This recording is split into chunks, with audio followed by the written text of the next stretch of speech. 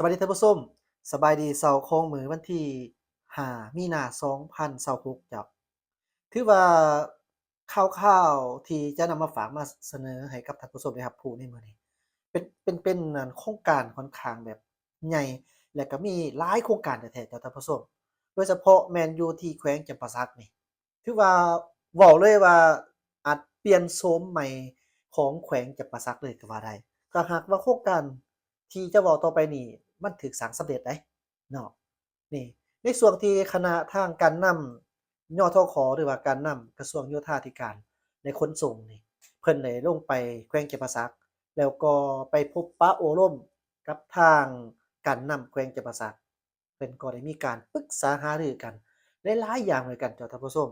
โดยส่วนใหญ่แม่นเกี่ยวกับประเภทพวกโครงการที่เราสามารถคัดจรได้นี้มีทั้งหมดถึง18โครงการได้ แล้วก็โครงการใหญ่ใหญ่ส่ำใดให้ท่านผู้ชมรับรู้ไว้เลยว่าโครงการใหญ่ที่สุดที่แอดมินให้ความสนใจหลายกว่าหมู่แต่ที่จริงแล้วก็สนใจหมดทุกโครงการนั่นแหละแต่ว่ายกกรณีนี้พิเศษก็คือโครงการก่อสร้างเส้นทางรถไฟแต่นครหลวงเวียงจันทน์สะหวรรณเขตหาปากเซ่แล้วปากเซ่หั้นน่ะเจ้าท่านผู้ชมยังบ่สุดเพียงเท่านั้นเดะแต่ปากเซ่เพิ่นยังจะไปฮอดบ่อนทางวังเต่าวังเต่าบ่อนใด วังเตาก็คือบอนที่เป็นชายแดนต่อดินต่อแผ่นกันระหว่างลาวไทยก็คือทางแขวงจำปาสักเนาะวังเตานี่นะแขวงจำปาสักและก็อุบลราชธานีของไทยวังเตาของลาว2เม็กหั้นน่ะเจ้าเขาเอิ้นว่า2เม็กอยู่หั้นแหละแม่นรถไฟไปฮอดพู้นอ้าวคันว่าเป็นรถไฟไปฮอดพู้นน่ะมันสิเป็นรถไฟแบบใดเนาะเดี๋ยวเราก็มาติดตามเบิ่งนำกันว่ามันมีโครงการหยังแหน่ที่ว่าใหญ่แท้ๆเป็นหยังคือว่า บอกให้ดีใจบ่หรือว่าแนวใดเรามาเบิ่งข้อมูลนี้ไปนำกันเนาะเจ้าท่านผู้ชมเจ้าโดยอิงตามข้อมูลจากทางข่าวเศรษฐกิจการค้านี่เพิ่นเปิดเผยให้รู้ว่าทางการนำกระทรวงโยธาธิการและขนส่งแม่นได้พบปะกับทางการนำแขวงจำปาสักด้วยที่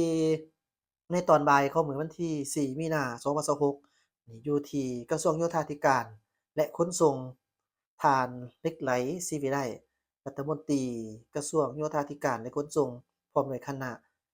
ได้ต้อนรับผ่านอรุณไส้สุนราชเลขาคณะบริหารงานพรรคแขวงจำปาสักพร้อมคณะเข้าร่วม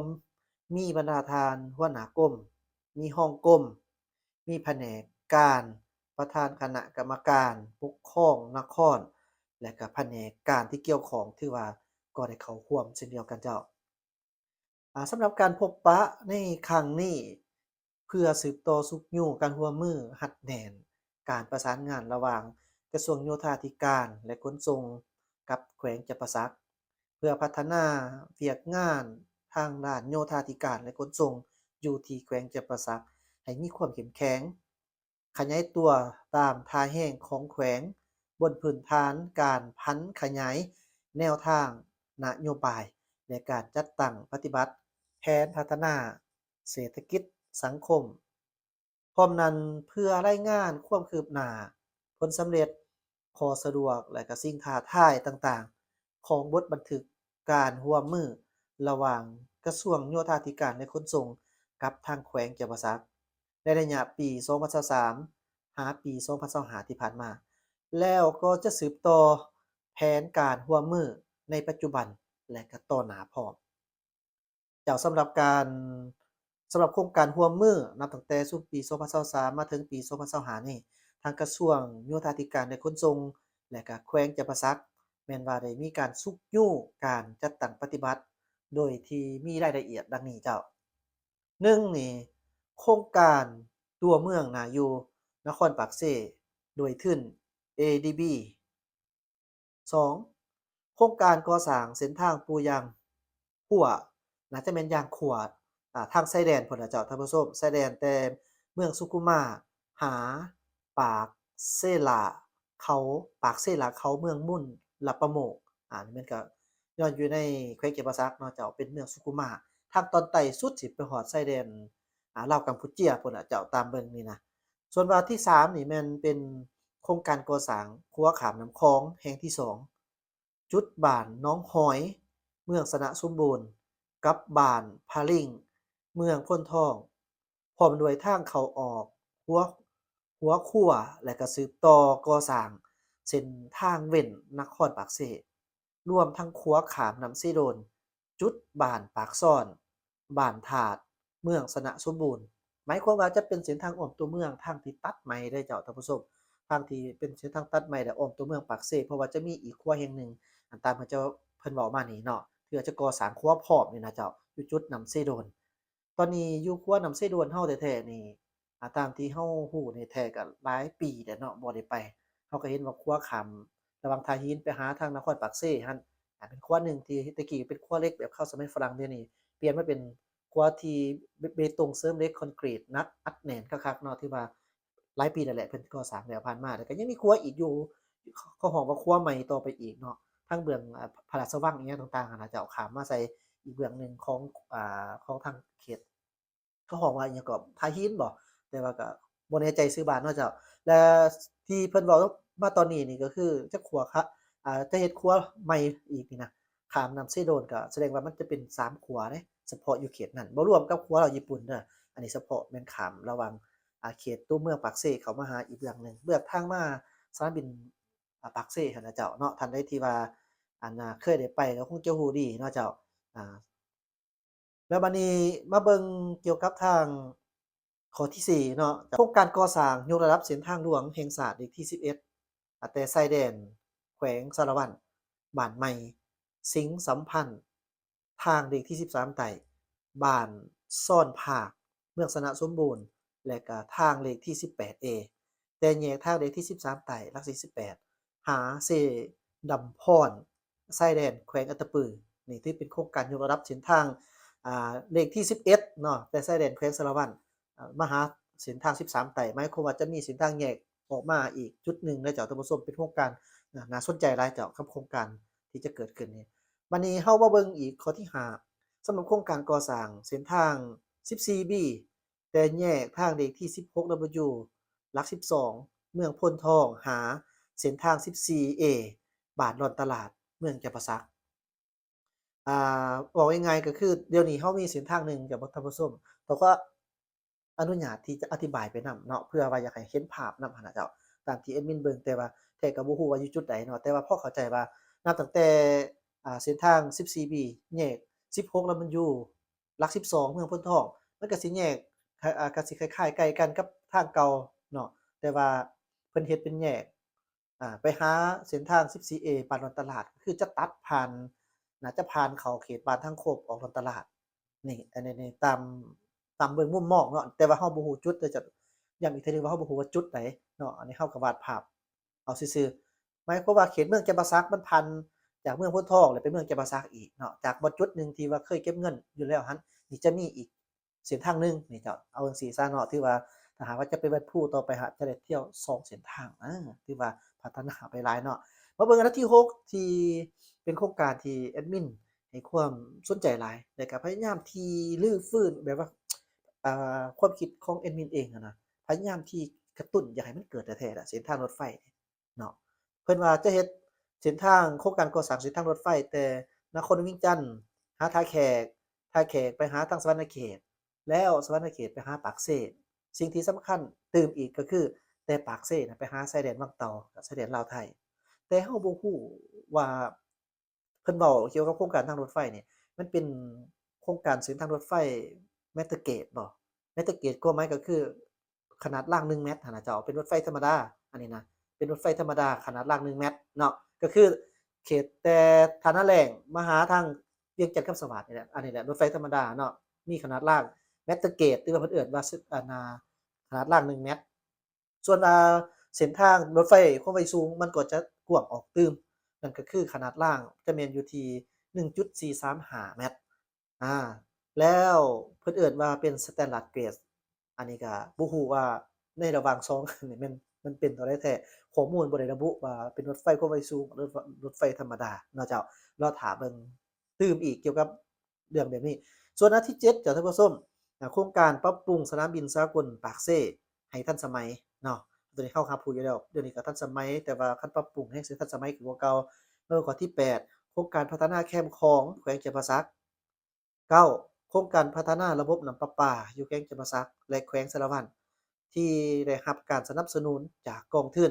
EDCF โซเกาหลีก็คือเกาหลีใต้เจ้า10บัดนี้โครงการพัฒนาโครงรางอยู่ที่บรรดาเกาะดอนใหญ่เพื่อส่งเสริมการผลิตเป็นสินค้าส่งออกและก็ดึงดูดการท่องเที่ยว11โครงการปรับปรุงระบบคลองเดินเรือตามลำแม่น้ำคลองเพื่อส่งเสริมการท่องเที่ยวเฮาเฮ็ดนำกันในโครงการนี้ที่ว่าอยู่ปากเซเพิ่นจะเฮ็ดให้มีบริการแบบท่องเที่ยวเรือขี่ตามลำแม่น้ำคลองถ้าหากเฮ็ดได้ก็ถือว่าไอเดียเจ๋งเลยเจ้าท่านผู้ชมชมเชยผู้ที่มีส่วนร่วมทุกท่านเนาะเจ้านี่เรียกว่าโครงการเดินเรืออันนี้นะ12บัดนี้เสนอการแต่งตั้งคณะคุ้มครองทาบก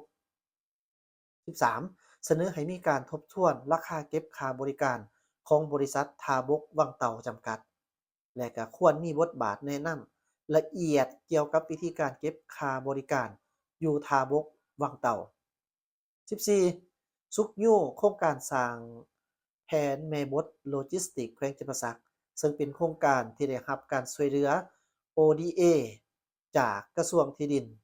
พื้นฐานโครงล่างและการคมนาคมของโซเกาหลีใต้อีกแล้วเจ้าท่านผู้ชม15การเสนอตั้งชื่อสวนสาธารณะแคมป์ของแขวงจำปาสักได้รูปปั้นรอเจ้าฟ้างม16เสนอสืบต่อประสานกันตืมเกี่ยวกับการตั้งชื่อถนนสำคัญในนครปากเซ17สุกยู่โครงการพัฒนาระบบสนองน้ำประปาระยะ2และโครงการกันเจือนระยะ2ของ EDCF 18โครงการพัฒนาโครงรางเพื่อส่งเสริมการผลิตกสิกรรมเป็นสินค้าติดพันกับการท่องเที่ยวเขตภูเพียงบริเวณของทาง EDCF นอกนั้น2ฝ่ายแม่นว่ายังได้ปรึกษาหารือเกี่ยวกับหลายๆปัญหาเพื่อมีการจัดตั้งปฏิบัติแผนพัฒนาเศรษฐกิจสังคมภายในแขวงจำปาสักให้มีผลสำเร็จและก็ลื่นเป้าหมายที่กำหนดไว้18โครงการเจ้าท่านผู้ชมถือว่าใน18โครงการนั้นมีโครงการใหญ่โดยเฉพาะในพวกทางรถไฟที่แอดมินมักหลายเลยอยากให้เกิดนะเจ้าคันที่สร้างทั้งที่นี่ถ้าหากเราเลือกได้อันนี้ก็เป็นความคิดความเห็นของเราเนาะเออขอให้เป็นเส้นทางรถไฟความเร็วสูงเลยซะเนาะจั่งใดมันบ่ฮอดจุดขนาดนี้แล้วเรายังถ้าหากว่าเราสิไปใช้เส้นทางรถไฟธรรมดานี่มันอาจจะช้าเพราะว่าเส้นทางรถไฟไปหาทางแขวงจำปาสักมันเป็นทงเพียงการก่อสร้างคือสิบ่ยุ่งยากคือกันกับทางภาคเหนือและก็ค่าใช้จ่ายก็คือสิบ่แพงเท่ากันกับทางภาคเหนือเนื่องจากว่าบ่ได้เจาะอุโมงค์หลาย บ่ได้เจาะภูเจาะผาบ่ได้มีห้วยน้ำคือกันเป็นหอมผู้สูงแล้วก็เฮ็ดครัวอิหยังต่างๆนั้นบ่มีหลายถึงขนาดนั้นลงไปใต้เนาะท่านผู้ชมคงจะรู้ดีว่าเป็นทงเพียงแม่นบ่ล่ะเจ้าทงเพียงใหญ่ณประเทศลาวก็มีทงเพียงเวียงจันทน์สะวรรณเขตและทงเพียงจำปาสักนี่แหละฉะนั้น